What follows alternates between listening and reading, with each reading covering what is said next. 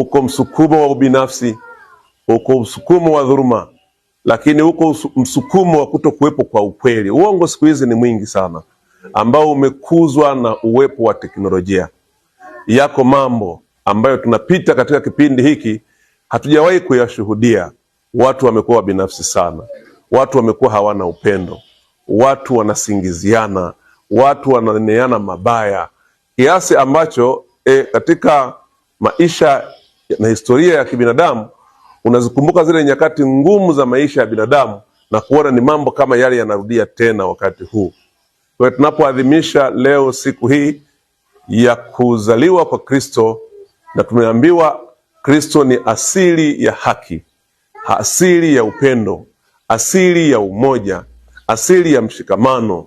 Kristo ni nuru, Kristo ni mwanga. Haya yote yanaashiria duniani, ulimwenguni, tunapaswa kuishi kwa upendo. Tunapaswa kuishi tukitambua kwamba kila mmoja anayo haki katika maisha ya hapa ulimwenguni.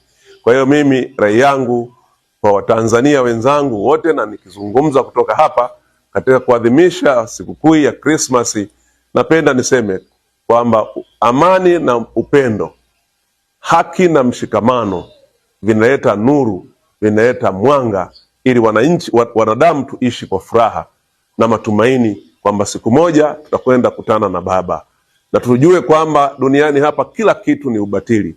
Mali, vitu havitatufanya tuweze kutukuza utukufu wa Mungu, bali maisha na ukweli wetu tunavyoishi na wanadamu wenzetu na upendo tunaoonyeshana sisi kwa sisi ndio pekee vinavyoweza kuwa msingi wa matumaini hayo mema ya kuja siku moja tunapofika kwa Mungu, tukiulizwa tuseme tulifanya kazi ambayo ulituumba kwayo. Uko msukumo wa ubinafsi, uko msukumo wa dhuluma, lakini uko msukumo wa kutokuwepo kwa ukweli. Uongo siku hizi ni mwingi sana, ambao umekuzwa na uwepo wa teknolojia. Yako mambo ambayo tunapita katika kipindi hiki hatujawahi kuyashuhudia. Watu wamekuwa binafsi sana, watu wamekuwa hawana upendo, watu wanasingiziana, watu wananeneana mabaya, kiasi ambacho katika maisha na historia ya kibinadamu unazikumbuka zile nyakati ngumu za maisha ya binadamu na kuona ni mambo kama yale yanarudia tena wakati huu. Kwa hiyo tunapoadhimisha leo siku hii ya kuzaliwa kwa Kristo, na tumeambiwa Kristo ni asili ya haki, asili ya upendo, asili ya umoja, asili ya mshikamano.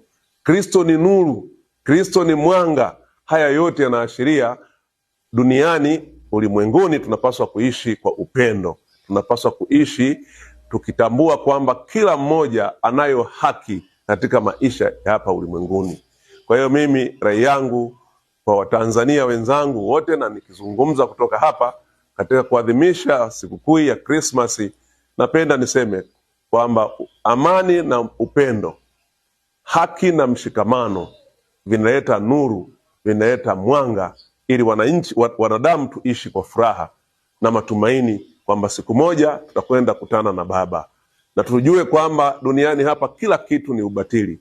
Mali, vitu havitatufanya tuweze kutukuza utukufu wa Mungu, bali maisha na ukweli wetu tunavyoishi na wanadamu wenzetu na upendo tunaoonyeshana sisi kwa sisi ndio pekee vinavyoweza kuwa msingi wa matumaini hayo mema ya kuja siku moja tunapofika kwa Mungu, tukiulizwa tuseme tulifanya kazi ambayo ulituumba kwayo.